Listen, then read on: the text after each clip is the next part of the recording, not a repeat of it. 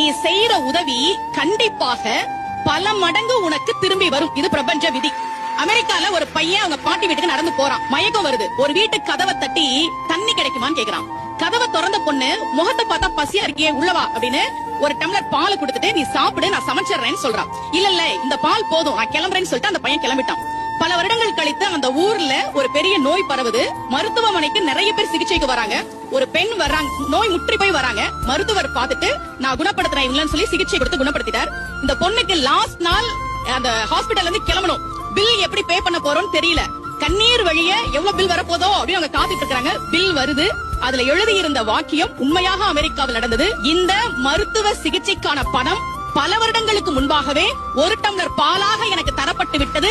இப்படிக்கு மருத்துவர் Howard Kelly என்று எழுதப்பட்டிருந்தது. அதனாலதான் நமக்கு உதவி செய்ன்னு சொன்னாங்க. பக்தியில அன்னதானத்தையும் தானம் செய்வதையும் ஒரு அங்கமாகவே வைத்ததற்கு காரணம் நீ எதை கொடுக்கிறாயோ அது பல மடங்கு உனக்கு நிச்சயமாக திரும்பி வரும் என்பதால் தான்.